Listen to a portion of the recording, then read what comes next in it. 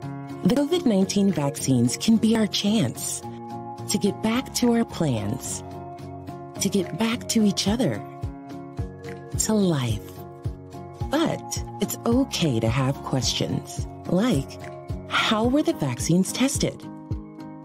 In rigorous clinical trials among adults of diverse backgrounds. Find the latest information at getvaccineanswers.org.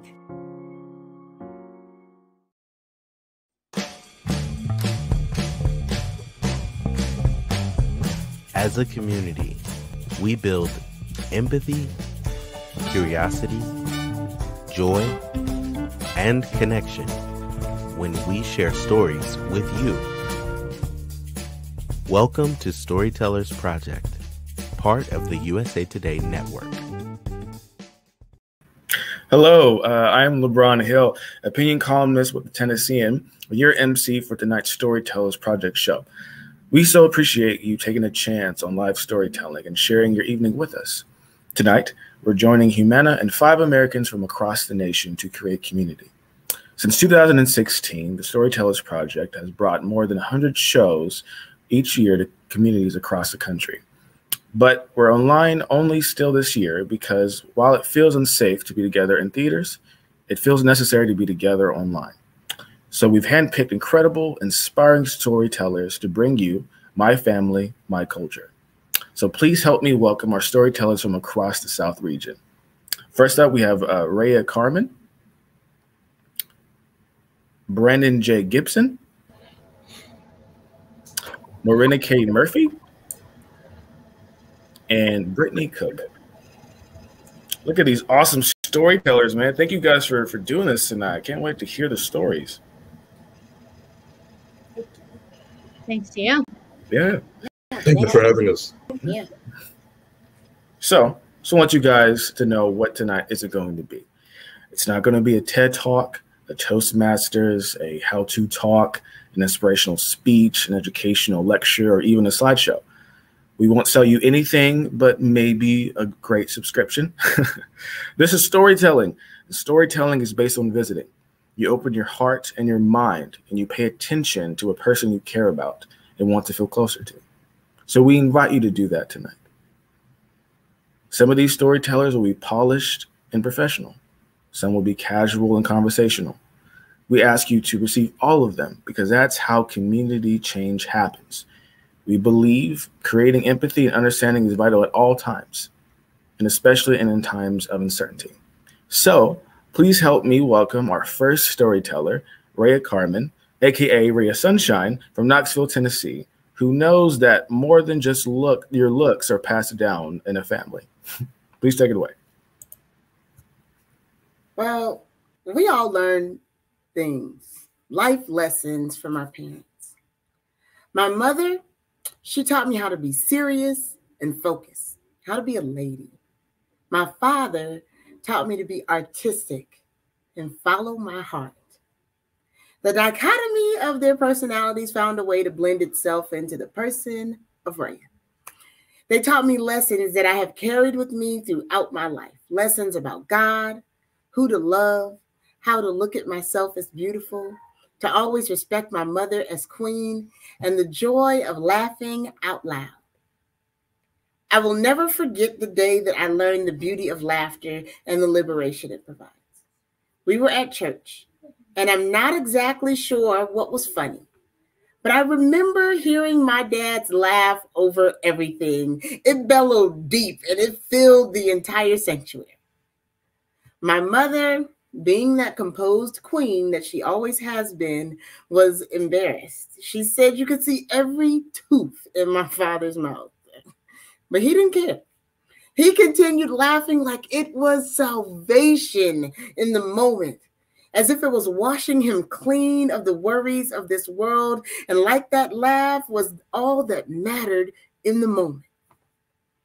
Prior to that moment, I had always covered up my mouth when I laughed. I was afraid that I was too loud, not ladylike enough, and that somebody would be offended by my freedom to just allow myself to laugh. He changed my mind that day. He made it okay to be goofy and loud and laugh until tears ran down my face.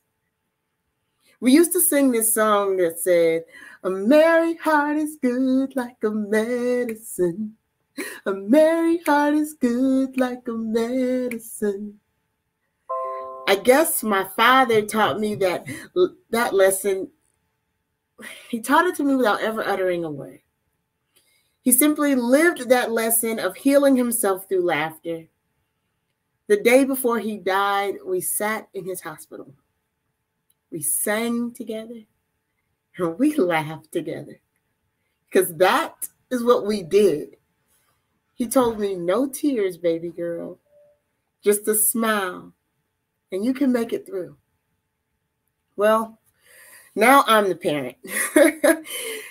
2 boys, a 10-year-old and an 8-year-old. So my hands are always full, but I take every chance I get to teach my boys life lessons. Honestly, my friends laugh at me. The way I always take these little things and turn them into teaching moments. Like the time we went for a walk with friends and stopped at an outdoor fountain. You know, the kind where the water flows up out of that rock. And my son just kept trying to stop that water from flowing by putting stones on top of the hole that liberated the water. But the water would always find a way to still bubble out. So what better time than to teach my sons the awesome benefit of tenacity? So I said, "You see that, son? You be like that water. And when people try to put weights on you and stop you from your flow, you just keep on pushing through and find a way." I get to have those type of moments all of the time, reminding myself of how my father used to take these little moments to teach me lessons. Because in my house now, we just let our sons express themselves, their thoughts and their feelings openly, respectfully, but they can talk freely with us. We want them to know what's coming. And we want to be able to raise tenacious, well-driven, outspoken, well-adjusted young men. And it's different, definitely different than the house I grew up in, but it's one that works for us. Yet and still, there's still those lessons that we teach without any words. I always thought it was cute when I would catch my sons in the mirror practicing their laugh as toddlers. They would make faces. And of course, it was adorable. I never really paid much attention until a few months ago. Thank you, pandemic. I listened to my sons laughing together, and it was loud and obnoxious and damn near irritating. I wondered to myself where in the world they had learned that it was okay to laugh like that. And then I realized I had taught them that lesson without trying. See, because my father taught me that I laugh every single day. It's a habit now, and I passed it down to my sons, and it's beautiful to hear their laughs spill over like volcanoes erupting from their vocal cords. I honestly believe that we learn the most valuable life lessons from our parents, both good and bad. I'm not sure that I've taught them all the right lessons. Definitely some they'll have to unlearn one day, like impatience, being a workaholic, and eating too many sweets. But this one lesson, I know I did it right. And there's something therapeutic about our laughter. In my house, we laugh on purpose because it's our therapy. It's our healing. It's our family connection, past, present, and future. I want them to always be able to remember the moments where we sat together, hands on our bellies, heads back. And we just laugh.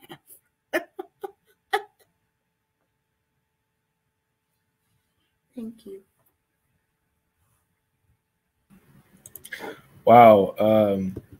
Thank you, for sharing your story. Remembering to stop and have joy is such an inspiring way to live, and thank you for that reminder, Rhea. Really appreciate it. Thank you all for listening. I appreciate it. I love to laugh. Yeah. And you can show, you guys at home can show your appreciation for Rhea's story and the rest of tonight's storytellers with the like button and reactions. I also want to take this time to thank Humana. Humana is sponsoring the Storytellers Project shows nationally and now virtually because they believe that sharing stories and connecting as humans, online or in person, makes for healthier people and healthier communities. And we need these connections to each other and to health now more than ever. As COVID-19 vaccinations become available in communities across the country, Humana strongly believes or strongly encourages you to consider getting the vaccine and to discuss with your doctor what is best for your health. Visit humana.com for more about what they're doing each and every day to connect you to better health in your community.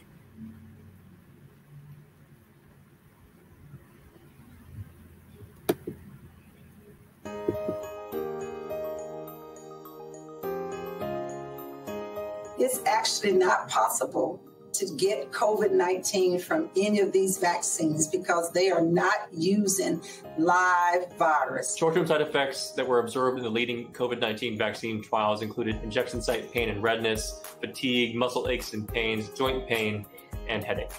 When one develops these short-term symptoms after receiving the vaccine, that in fact is a sign that the vaccine is working and that your body is marshaling its defense network.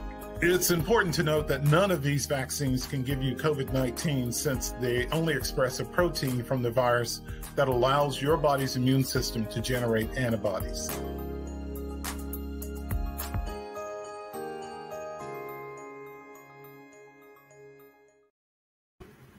Now, next up, we have Brandon J. Gibson from Knoxville, Tennessee, who has the story of a quite shocking tale from his childhood. Please take it away. So this story begins probably a dozen years ago. It is Thanksgiving. I'm sitting at home with my mom and my stepdad. Now, we've just finished eating Thanksgiving dinner, which for us is usually honey-baked ham. There are only 3 of us, so turkey, that's a lot of that to go around, but we love ham. And so every year we'll get one of those. And this year, we had our ham and all the fixings. And as we usually do, we were sitting around watching HGTV, some, home improvement show or something. And I don't know exactly what prompted it, but my mom begins to laugh and she starts to tell me this story about the first time that I ever had solid food. Now, I have no idea what was about to come from this. I envisioned first solid food. I don't know, kind of anything except for what she actually said to me. So as a little bit of backstory, even though I'm in Knoxville, Tennessee now, I was actually born in Plymouth, North Carolina. Plymouth is a little bitty town in North Carolina, probably 45 minutes from the coast and Nags Head and Kill Devil Hill and an hour south of Elizabeth City and the Virginia border. My mom had me the day she graduated from high school, which is a fun story in its own right, but not the one we're telling today. And while she went to college, I actually stayed with my grandfather and my grandmother. Now, just a little bit more about Plymouth. It wasn't quite a 1 stoplight town, but maybe a 2 or 3 stoplight town. To kind of put it into perspective, the movie theater burned down, but it wasn't doing that well, so they just didn't rebuild it. And the Walmart, closest one, was probably 30 minutes away. It's that type of town. The main entry in the town was a Weyerhaeuser Paper Company, and everyone either worked there or in some way supported the people that did work there. So my grandmother was a nurse, worked at the hospital, and was a very strong, educated woman. I remember her, she read, Time Magazine and Reader's Digest and loved to learn and was just very intelligent, very book smart. My grandfather, on the other hand, also smart as a whip, but different kind. He was a slight man with, balding red hair and a wisp of a red mustache and a voice that was so deep it would rumble your chest when he spoke to you. He had an oxygen machine because he used to work at the plant, but fell ill at some point and always had that oxygen machine where I remember him carrying it around, and he could only read well enough to sign his name.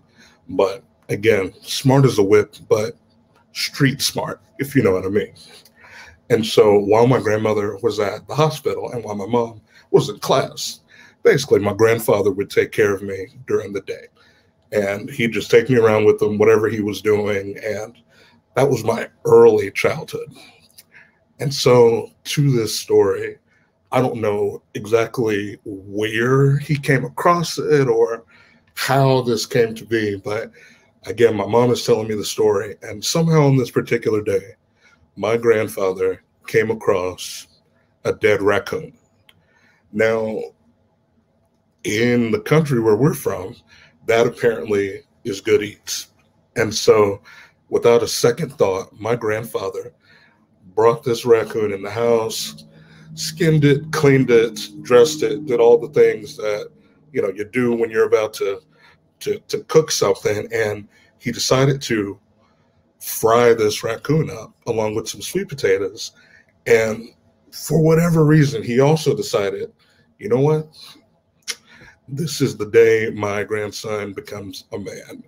And this is the day that I'm going to give him his first food. Now, again, to set the story just a little further, I am less than 1 year old.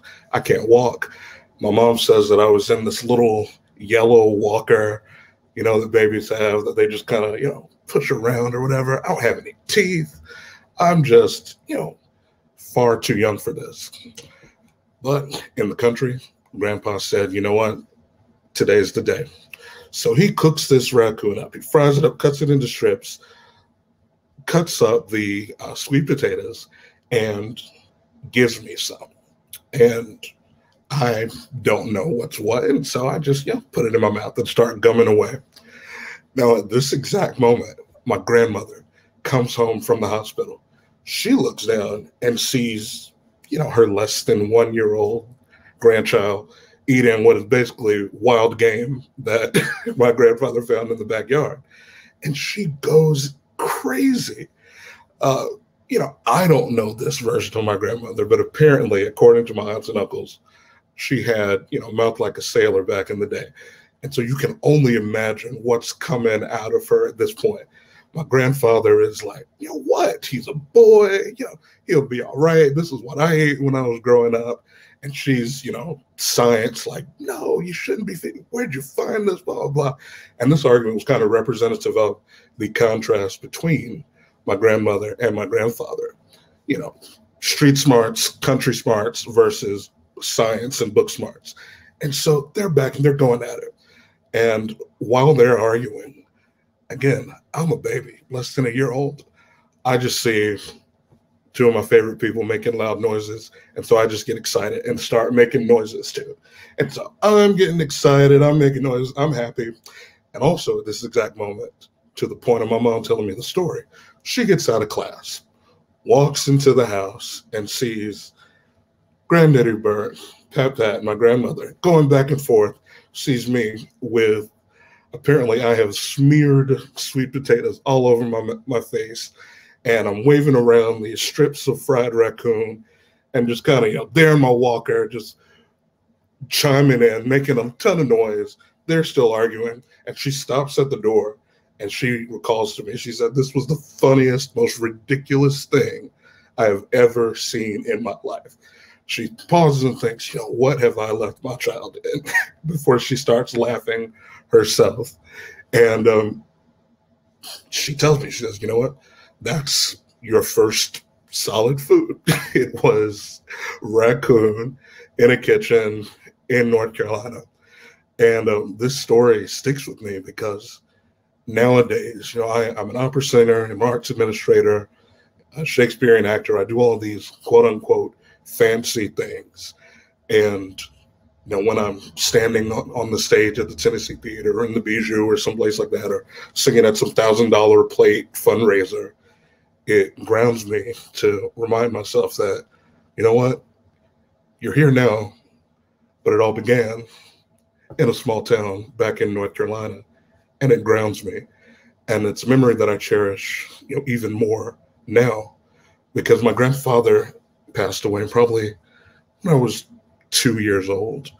And then about 3 years ago, my grandmother passed. And then a month after that, unexpectedly, my mother passed away as well.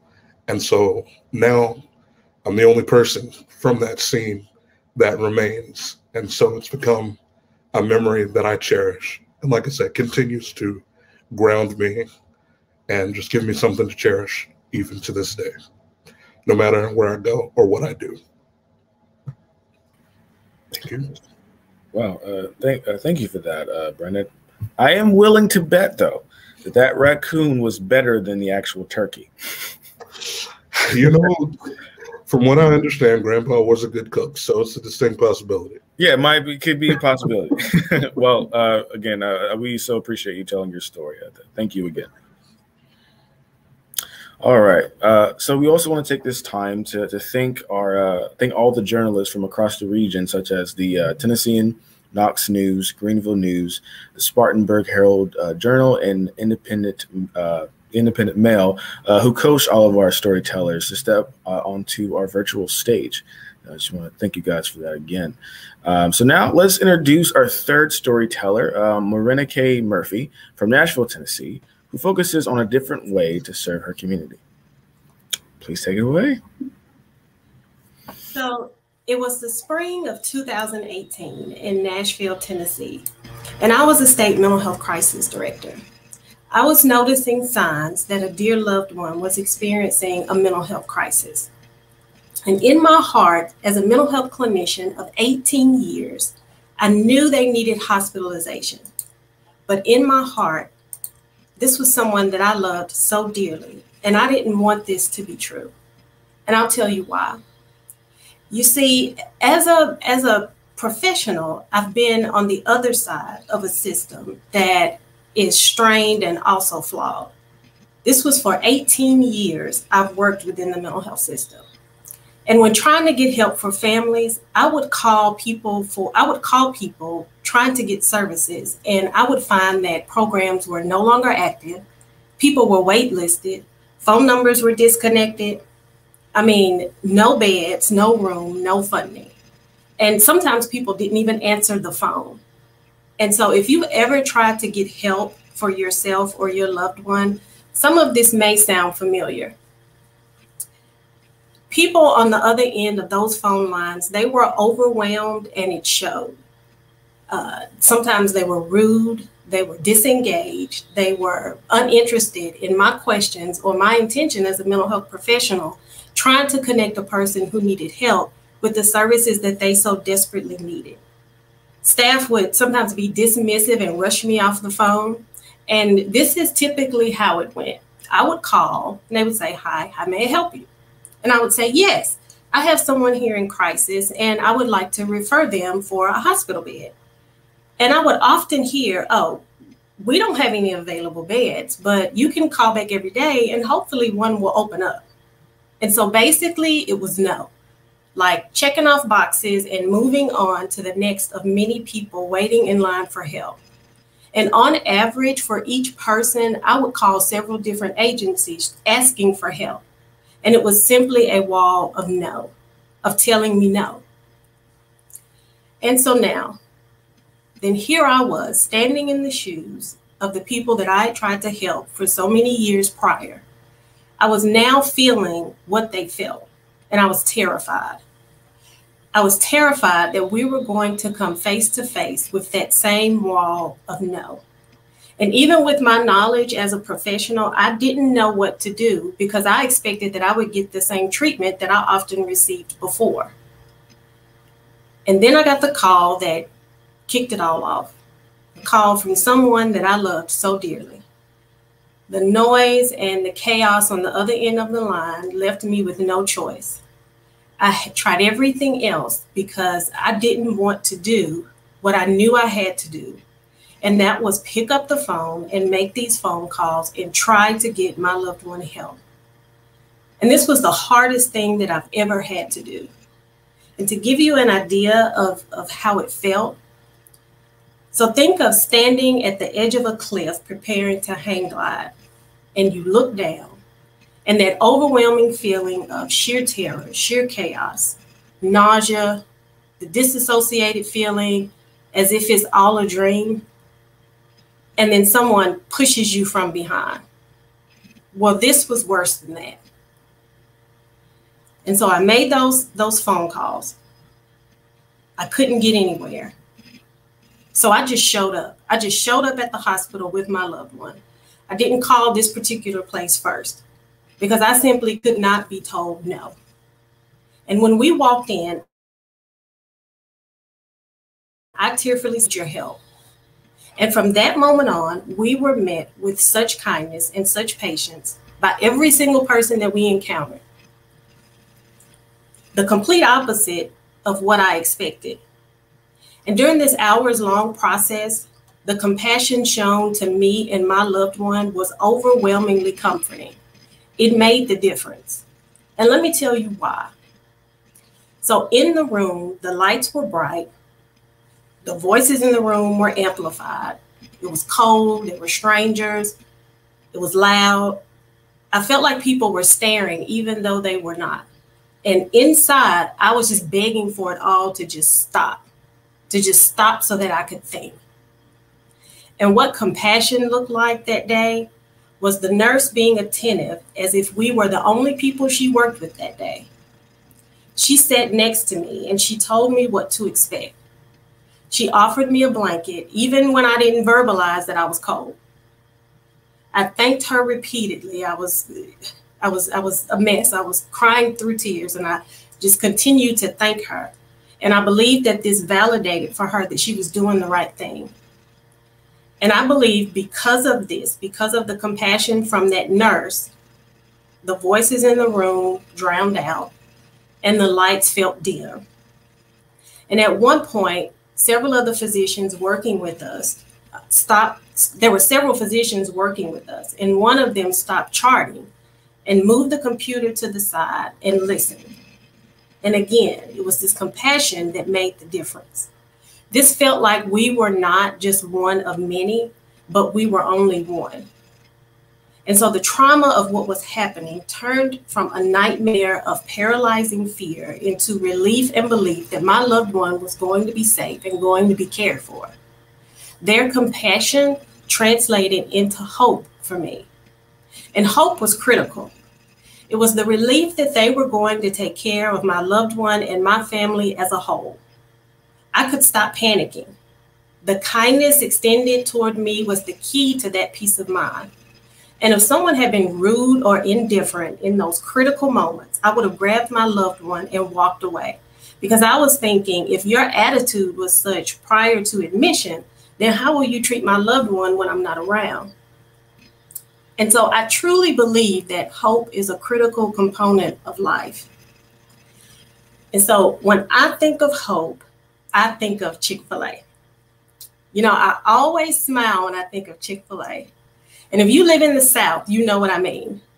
Because everybody knows that Chick-fil-A provides excellent customer service, right? Their staff always has a cheerful and welcoming attitude. And every time I go, they are courteous, respectful, engaged. They're interested in meeting my specific needs. They always listen carefully and get confirmation that my order is correct. And every time I go, I know I will have a good experience. For example, a new store opened near my home and I pulled up with confidence because we know how it can go when there's a brand new restaurant. I ordered a deluxe chicken sandwich with American cheese and butter on the bun because that's what I like. And I had total faith that I would get what I ordered. I pulled into the order queue and someone was standing outside with a headset and a computer tablet, and they were ready and waiting on me. It's as if they knew when I arrived, I would need immediate assistance. They greeted me by my name because, of course, I ordered in the app. I pulled around to the pickup window, knowing that I would get just what I asked for. Inside the pickup window, there was a lot going on with bright lights and noise. But like synchronized swimmers, one person knew what the next person needed in order to get it right just for me. And I didn't even check my bag before I drove away because it's Chick-fil-A, right? I was hopeful that what I ordered was in the bag. And so I feel like our mental health care system needs to provide that same kind of assurance that if you need help, all you have to do is pull up or call and ask for it. Giving people the confidence in the system's ability to help them, that is what I feel generates hope. And that's what drives people to treatment. My professional and personal experience with the mental health care system, it taught me to love what I do in a different way. There's something about having been where someone is that gives new meaning to how you help. It gave me the courage to use my knowledge and experience of now 20 years in the field to open a mental health care center with a Chick-fil-A culture. You see, in a system with many flaws, barriers, and red tape that will likely take decades to fix, we need people, organizations, hospitals, and centers to come together, creating a Chick-fil-A culture that drives people to get help. And more importantly, like synchronized swimmers, we need people to work together to ensure that people are getting connected to help. And that's my story. Thank you all for watching. Hey, Marinike. That was great. I thank you for sharing your story of hope, and also perseverance. And it was also really great to hear, how empathy played into your story. It's great. Thank you. Thank you for having me. Yeah, anytime. So now we would love for you guys to hear from one of our Humana heroes, our agents in our region who do good while doing their jobs.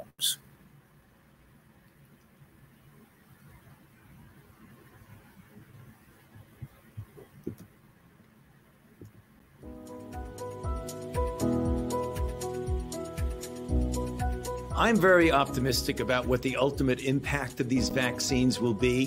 When you get a certain percentage of the population vaccinated, we can create an umbrella of herd immunity literally over the entire country. That will take several months to occur, but I feel confident that if we get a substantial proportion of the population vaccinated, that we can actually end this epidemic as we know it in this country. The vaccine is important, and it's a protective measure. Wearing a mask is important also. Physical distancing of 6 feet is important. The vaccine is a huge step forward, but it is not a silver bullet.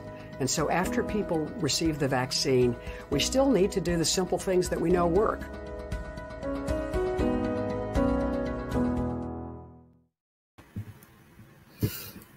All right. So bringing it home with our last story is Brittany Cook, which her story is about love, values, and creating a family. Please take it away. So it's October 2016. The last 2 months of my dissertation research in Jordan, for the past year and a half, or a year and a half at that point, when I met Abdullah.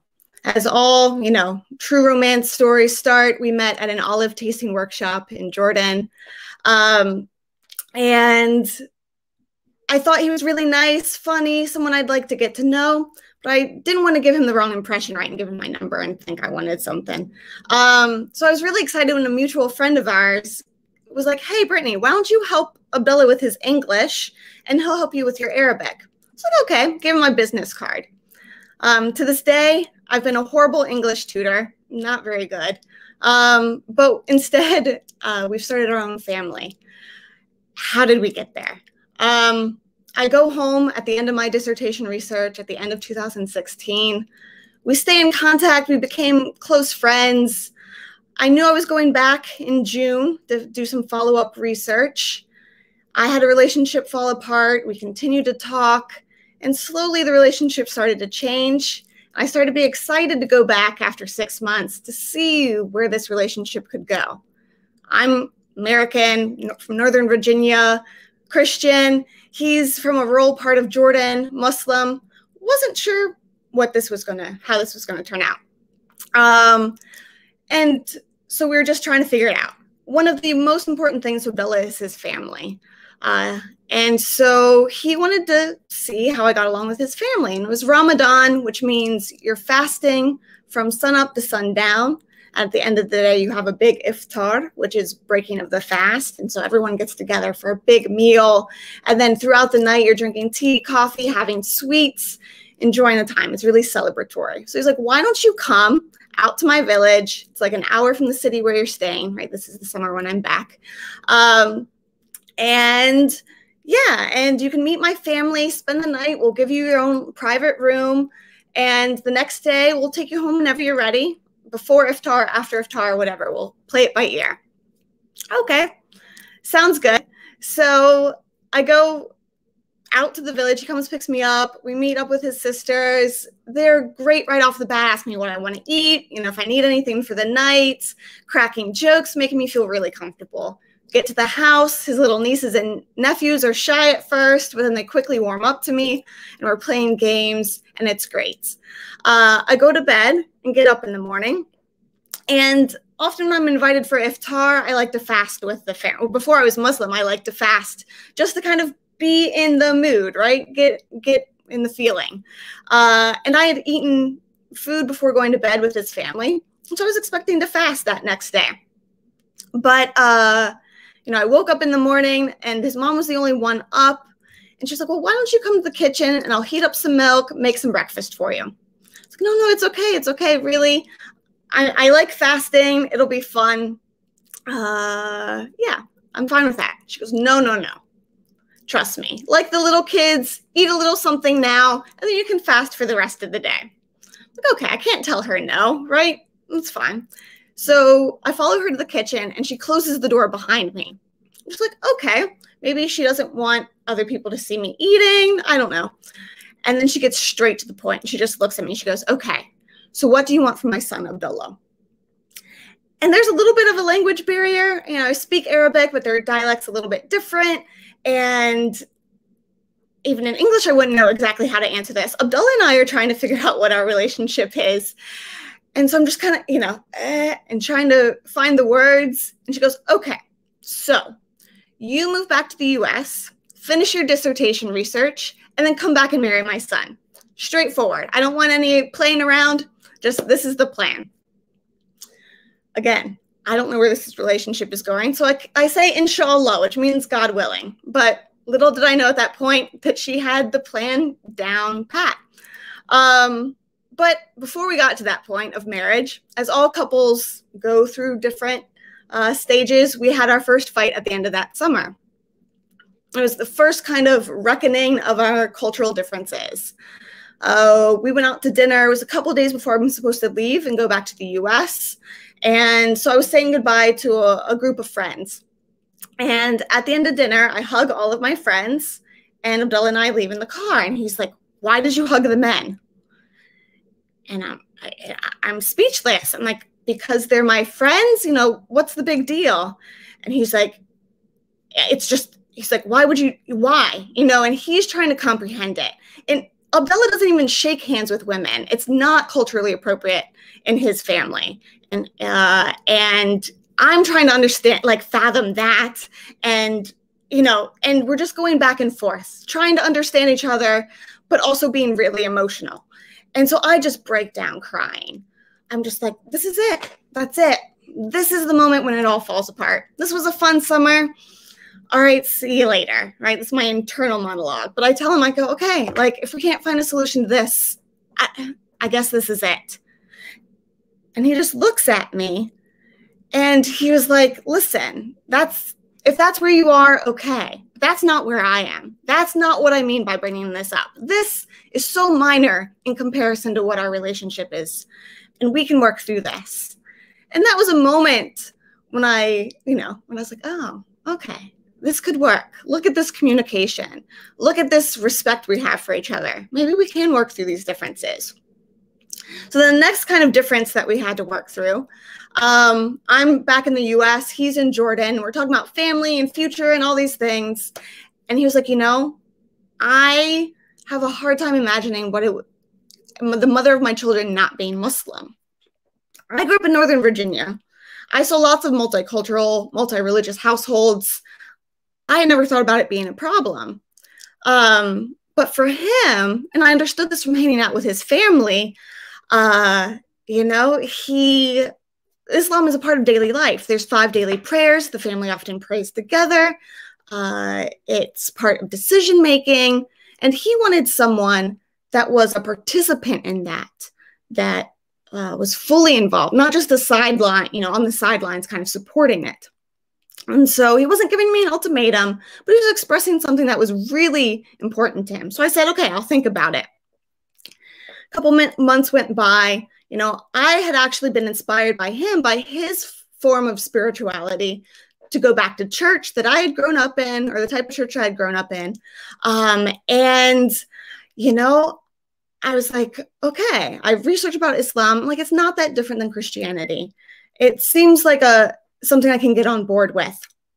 And so I was like, okay, you know, I can convert, but I need him to know, this is my internal monologue, I need him to know that my Islam is going to be different than his Islam. And so in my fashion, I like to write things out. I get nervous speaking sometimes, and writing it out helps me put everything down. So I'm like, I wrote everything out in Arabic. He's in Jordan. I'm in the US, remember? So I wrote it all out in Arabic, took a picture and sent it to him on WhatsApp, like a messaging app. And I was like, listen, this is how I view Islam. These are the things that are values that are important to me that might be different from values that you hold, or ways that you practice religion. And I just laid it all out there. And, you know, I'm a little over sometimes, and he's more laid back. And he was just like, thank you. Yeah, okay, I get it. I understand. And that was that. And so a little bit later, by total coincidence, his cousin and his wife were in the same city I was in Lexington, Kentucky. They lived on the East Coast. His cousin had only been in the US for a little while. Complete coincidence. So he was like, what do you think if you meet up with them and get to know them? I was like, okay, cool. So they call me, invite me to go to the Friday prayer with them. And I'm talking to his cousin's wife. And she's like, hey, have you taken the Shahada yet? And the Shahada is how you convert to Islam. All you do is say in front of a witness, I bear witness there's one God, and that the Prophet Muhammad is the prophet of God. And I was like, no, I haven't said it. I've said it to one witness, but I haven't done it like publicly. She's like, well, would you want to after the prayer? And so I was like, okay, yeah. And so there's this beautiful moment in which Abdullah's family, by complete serendipity, is there taking a video, sending it to Abdullah, who's in Jordan. And I say the Shahada in front of this group of people. All these women, once I'm done, all these women from all over the world are hugging me, celebrating, cheering. One woman like takes off the scarf she's wearing and puts it on my head as a gift. And it was this beautiful moment. And that was really the foundation, or the beginning of us starting the foundation as a Muslim family, officially. And like our two different religions that we grew up in, Christianity and Islam, I found that Abdullah and I had more in common in terms of values and points of view than we had differences.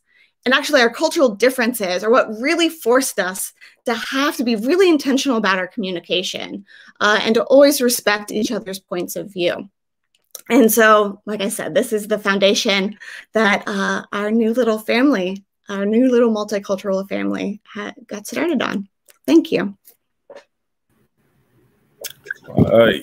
Thank you for sharing not only a love story, but a story of identity. I really enjoyed that, and we so appreciate you telling your story, Brittany. Appreciate it. Well, that does it for our show. We're so glad you guys were able to join us. So let's bring up our awesome storytellers one last time, please. You can do that. Hello, everyone. Hey. All right. So again, thank you guys for your vulnerability and your courage, your ability to storytell. We just so appreciate that. Thank you so much. Thank you so much for having us. And hey, everybody's story was, it was so good. I was on the edge of my seat the whole time, loving all of it. Well, that's awesome. Great. That's awesome. Well, anyway, thank you guys at home for watching. We really couldn't have done this without you, and we so appreciate you, reserving some of your time tonight to listen to these great storytellers. So I hope that you guys have a wonderful night.